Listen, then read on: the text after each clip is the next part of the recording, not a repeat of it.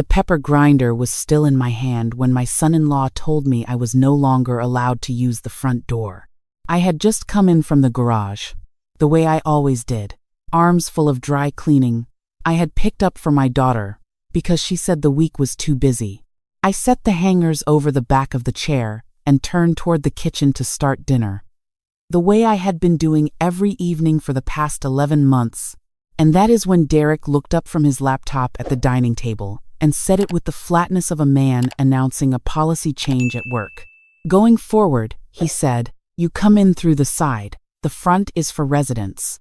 I stood there holding the pepper grinder I had brought from my old house in Tucson when I moved in, the one my husband Earl gave me the Christmas before he got sick. I had carried it in a dish towel so it would not rattle in the box. "You do live here," I said carefully. "And so do I." He closed the laptop halfway, the way people do when they want to seem patient. "Dorothy, we have talked about this. You are a guest here. Guests use the side entrance." My daughter came out of the hallway in her socks, already reading the room the way she had since she was 12. "Mom, he just means for when people are coming over. It looks more organized." I was not going to argue in front of the pepper grinder. I set it down on the counter and said nothing, but I thought of my name on the check I had written 11 months ago, the one that covered the down payment on this house, $41,000. My daughter had called it a loan. I had called it love. Derek had called it, at the closing table, an investment in family. That evening, I ate the dinner I cooked and watched him pour the last of the good wine I had brought from Tucson without offering me a glass. He talked about a business idea he was developing, something about a consulting LLC. He used the word scalable 4 times. My daughter laughed at a joke I did not understand. I washed the dishes and went to my room, which had no lock on the door. I lay on top of the covers and looked at the ceiling and thought of Earl, who had never once spoken to me like a guest in my own life. He had been a quiet man, a surveyor, careful and precise, the kind of person who measured twice and only spoke when the measurement was right. He had been gone 6 years. Some nights, the missing of him was a soft weight. That night it felt like a door I could not open. I want to be honest about the months before that evening. There had been other things, small things that did not seem worth naming until they added up. My car moved to the far end of the driveway, so Derek's truck was always closest to the gate. My groceries separated onto a shelf in the garage refrigerator, away from theirs, as though we ran different households inside the same walls. My mail stacked on the floor beside the side entrance that I was apparently always meant to use. A shelf in the hall closet cleared so Derek could store his golf equipment where my winter coats used to hang. I had bent around each one. I told myself this was their home, their routines, their marriage. I told myself I was lucky to be close to my daughter and my granddaughter Lily, who was 4 and smelled like graham crackers and called me Nana Dot. I told myself I had no reason to complain. But the front door was the thing that broke it open for me. Not because of the door itself, because of the word resident. He had used it like a classification, and I was not in it.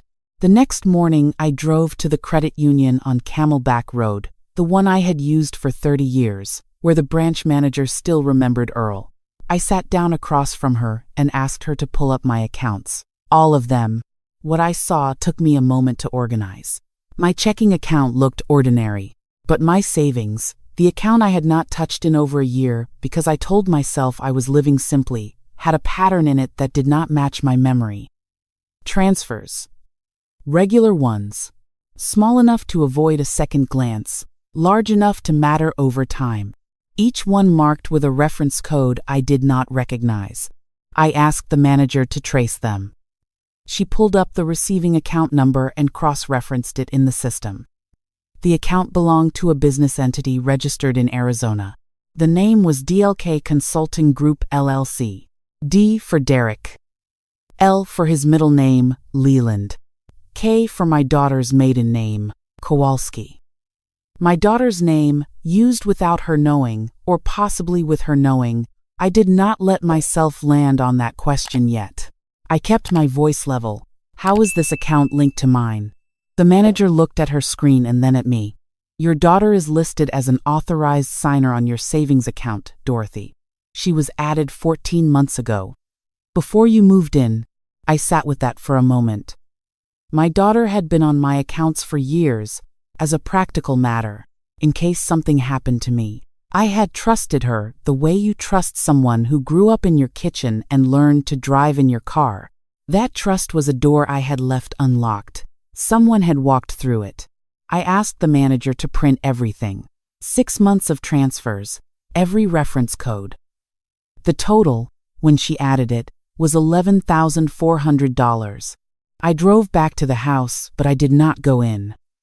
I sat in the car in the parking lot of the Walgreens 2 blocks away and looked at the papers in my lap. The numbers were very clean. The kind of clean that takes planning. I called my friend Connie, who had been my neighbor in Tucson for 22 years and still drove a stick shift at 71. She answered on the second ring. "Connie," I said, "I think I need a lawyer." She said, "I will be there by Thursday."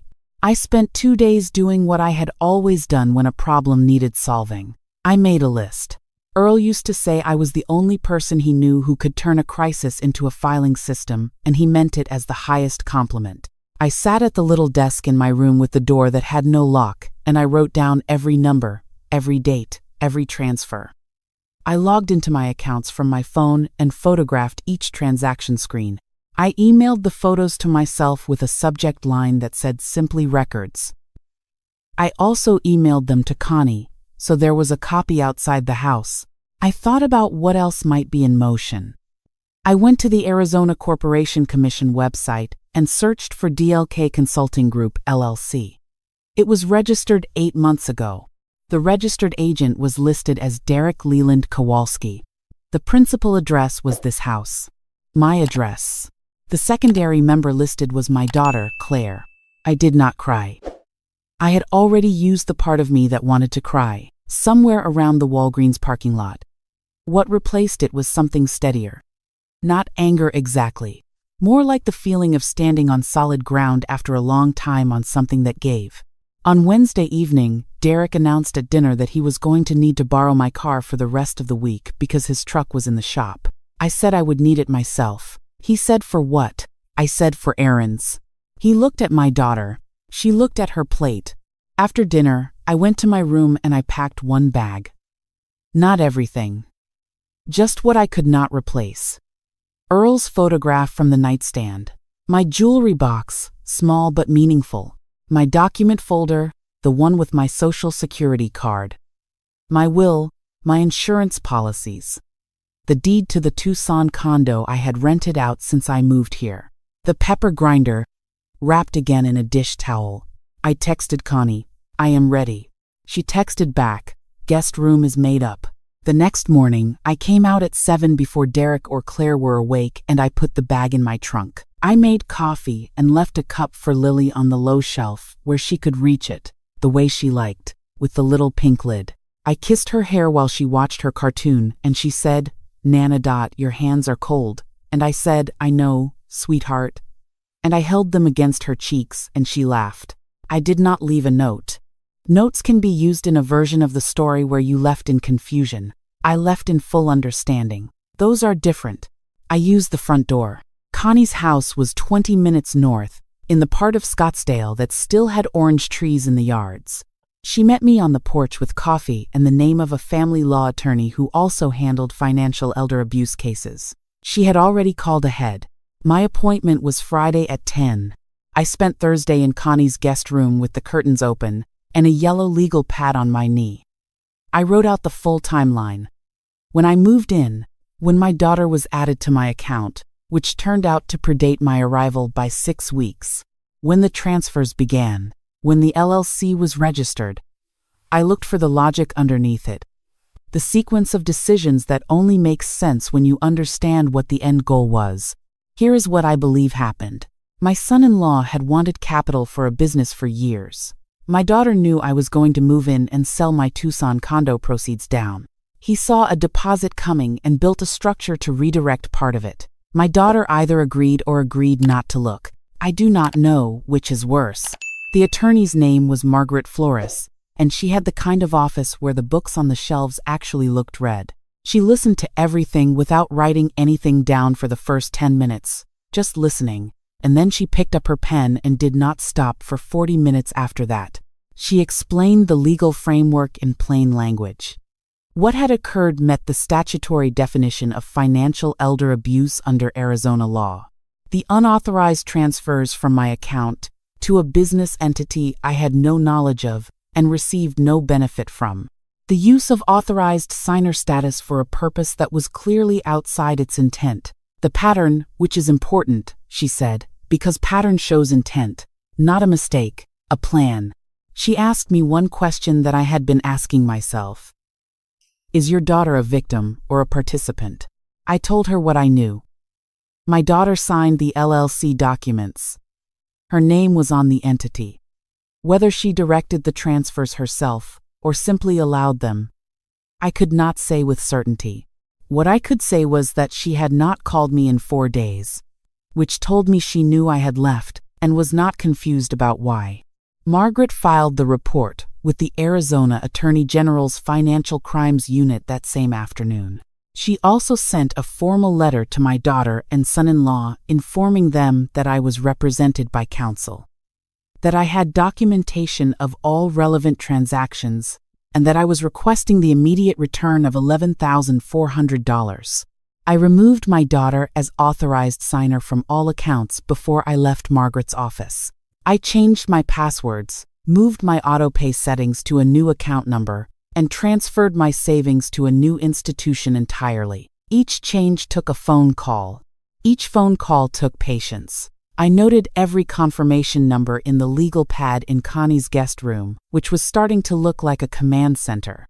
My phone lit up that evening with my daughter's name. I let it go to voicemail. She called 3 times. On the third, she left a message. Her voice was tight in the way it used to get when she was a teenager and had been caught in something. She said I was overreacting. She said Derek had been going to pay it back. She said she was afraid of what this would do to Lily. I wrote down the time the voicemail came in and saved the recording. The next morning, a message came from Derek. It was long and full of the vocabulary of someone who had prepared it with help. He used the word miscommunication 6 times. He said the transfers were meant to be a short-term loan formalized through the LLC structure, which was for tax purposes, which I would understand if I understood how business structures worked. He said he hoped we could resolve this as a family before outside parties made it adversarial. Outside parties. I was the outside party, in a dispute about my own money. I forwarded both messages to Margaret. She called me mid-afternoon. The AG's office had opened a formal inquiry. A case investigator had been assigned. Margaret's tone was careful but clear. Dorothy, this is moving. The pattern is exactly what they look for. Consistent amounts, consistent timing, use of a family member's access, business entity as a receiving vehicle. She said the word structured, which means intentionally designed to avoid detection. That word carries weight in financial crimes. That weight settled somewhere in my chest and stayed. On Sunday, I went to the church I had attended since I arrived in Phoenix, the one with the big oleander hedge along the south wall and a choir director named Walter who played piano like he was having a private conversation with it. I sat in my regular pew and let the service move around me. Afterward, in the courtyard where they set out coffee and the little lemon bars that the women's group made, I saw my neighbor from 2 streets over, Barbara, who knew both my daughter and me from the block parties last summer. She came to me before I could decide whether to go to her. She put her hand on my arm and said, Dorothy, I heard you had moved out. Is everything okay? I told her the short version. The truthful one. My son-in-law had been taking money from my account without my knowledge. I had documentation. I had filed a report. I was staying with a friend while it was sorted out. Barbara's face did something complicated. She looked like someone deciding whether to tell you something. She said, I want to say something and I hope it does not upset you more than you already are. She told me that Derek had been talking. In the weeks before I left, She had heard him at the mailboxes, at the block party, at the gas station on the corner. Little comments, carefully placed. That I was forgetful, that I had been confused lately about my finances, that the family was managing things for me, that sometimes older people needed that kind of help. He had been building a story, in case he needed it. I stood in the church courtyard with a paper cup of coffee going cold in my hand, and I felt something click into place. The narrative he had been constructing was not just a defense, it was a preemptive one. He had been preparing for the possibility that I would figure it out, which meant he had always known it was wrong. I thanked Barbara. I asked if she would be willing to write down what she had heard and when. She said she already had, on a notepad she had been keeping since the block party in September, because something had felt off to her, and she did not know what to do with it. She went home and scanned the pages and emailed them to me before I got back to Connie's house. I added them to my folder. The folder was getting thick. The following Tuesday, Margaret called with an update. The AG's office had subpoenaed the records of DLK Consulting Group LLC. The bank records showed that my money had not sat in the business account. It had been moved again, distributed in smaller amounts over several months, some to Derek's personal account, some to a credit card I was not familiar with, some to a retail account that, when traced, corresponded to a home renovation supply company. They had been remodeling the house. My house, in the technical sense, that my down payment had bought it, with money they had taken from me, while asking me to use the side door. I sat down when Margaret told me that part.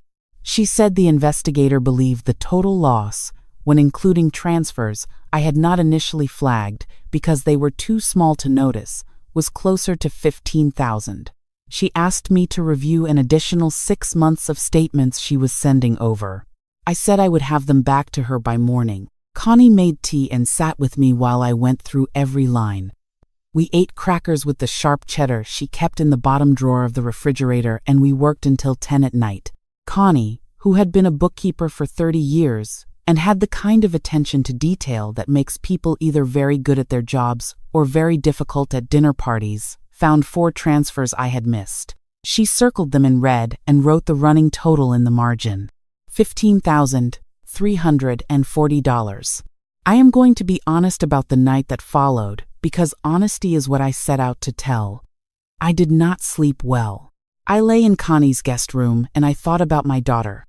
Not about the money.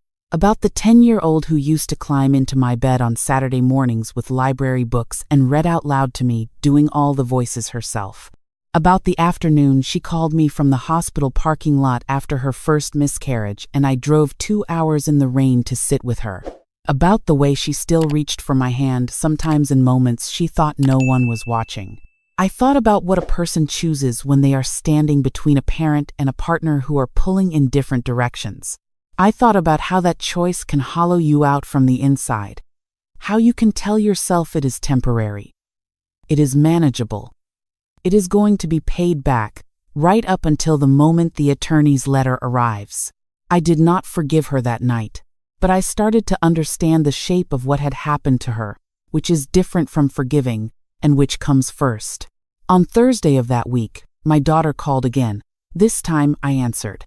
She was crying before she finished saying my name. She told me that Derek had not told her where the money was going at first. He had told her it was a business loan between family, that he would document it properly, that it was temporary. She had signed things she had not read carefully enough because she trusted him and because she was afraid of what happened when she did not agree with him. She said the last part quietly, like it cost her something. I listened. I did not interrupt. I had been a second-grade teacher for 28 years, and the most important thing I learned in that job was that people tell you the real thing only when they are sure you are actually listening. When she stopped, I said, "Claire, are you safe?" She said yes. And then, she said, "I don't know." I asked her if she wanted to speak with someone, not me, not an attorney, but someone who understood her particular kind of stuck. She said maybe. I gave her the name of a counselor Margaret had mentioned, a woman who worked specifically with family financial abuse cases. including spouses who had been positioned as complicit. I also told her that I loved her, that what I was doing was not about punishing her, that it was about making the truth clear, because the truth was the only thing that was going to protect either of us going forward. She asked if she could come see me. I said not yet. When things are clearer. She said okay. And then, very quietly, she said, "I'm sorry, Mom." I kept my voice steady. "I know," I said. "I know you are. We did not resolve anything in that call." There was nothing yet to resolve. But a door cracked open that I had been afraid was gone. The AG investigation moved faster than I expected, which Margaret said was unusual and meant the case was considered strong. The investigators had found that Derek had used the same transfer pattern with another elderly relative on his side of the family, a great-uncle in Flagstaff who had dementia and had not been able to report it himself. That case had been flagged 2 years earlier but closed for lack of evidence. The DLK account gave them what they needed to reopen it. Derek was arrested on a Tuesday morning. I heard about it from Margaret, who heard from the case investigator. He was charged with financial exploitation of a vulnerable adult, which in Arizona is a Class 4 felony, and with 2 counts of fraudulent schemes. The Flagstaff charges came separately, later in the week. I was at Connie's kitchen table when Margaret called. I had a cup of coffee in front of me and the morning light was coming through the window at the angle that always made me think of Earl's kitchen in Tucson and how he used to say that was the right hour to solve anything. I thanked Margaret. I finished my coffee. Then I went outside and sat on Connie's porch for a while and let the oleander smell come to me on the wind and did not try to feel any particular way about it. Justice is not the same as relief. It is more like the moment the compass settles. You know where north is. What you do next is still up to you. My daughter filed for divorce 3 weeks after the arrest. I did not tell her to. She had been seeing the counselor every Tuesday and she called me after the second session and said, "Mom, I think I have been managing a fear I did not even name for a long time." She sounded like herself again. The version of herself that existed before him. She moved with Lily into a rental on the north side of Phoenix, a small house with a yard and a neighborhood school. I helped her carry boxes. Lily ran through the empty rooms while we worked and announced that she wanted the bedroom with the window that looked at the tree, and we gave it to her. Standing in that kitchen, stacking dishes into a cabinet that still smelled like someone else's cooking, I felt something shift the way tectonic things shift. Not dramatic, just final. I have been in my own apartment for 4 months now. It is on the 2nd floor of a building near a park, and it has a balcony where I keep tomatoes in pots and a rosemary bush that is doing better than I expected in the desert heat. I made the curtains myself from a fabric I bought at the shop on Central. A deep blue with small white figures in it that Earl would have liked. I see Lily on Sundays. She sits at my kitchen table and draws horses while I make lunch, and she tells me serious things about the horses' personalities and the complicated social lives they lead. I ask questions with appropriate gravity. She has decided that Nanadot's apartment is the best place in Phoenix, which is not a small honor from a 4-year-old with strong opinions. My daughter comes with her most Sundays now. We are learning each other again, the way you learn a road after it has been rerouted, carefully and with more attention than before. Some conversations are easy. Some are not. We let the hard ones be hard without pretending otherwise. She is braver than she knows. I am still deciding what I know. The money is in civil recovery proceedings. Some of it will come back. Some may not. I have made my peace with both possibilities. Because the money, in the end, was not the center of the thing. The center was this. I was in a house where someone had decided my value was measured in what I could provide. And I had started to believe it. I do not believe it anymore. Here is what I would say to anyone watching from wherever you are watching tonight. The people who love you do not need a pipeline to you. They do not need access to your accounts or your car or your dignity or your front door. They need you. And if someone has arranged your life so that you are grateful for the scraps of your own existence, That arrangement is not love. It is a structure. And structures can be examined, documented, taken apart. I kept every receipt. I named every transfer. I called for help before I was sure I needed it. And I made a folder labeled Records, which is the most powerful thing I have ever done. I am 67 years old, and I live alone by my own choosing, and the pepper grinder sits on my kitchen counter next to the rosemary I grew myself. The door has a lock, and I am the only one who holds the key, and most mornings that is the first thing I notice, and I notice it like a gift. What did this teach you? Where are you watching from tonight? Drop your city in the comments. And if someone you know needed to hear this story today, please share it with them. On this channel, we believe that every truth, no matter how long it has been covered, deserves to finally come to light.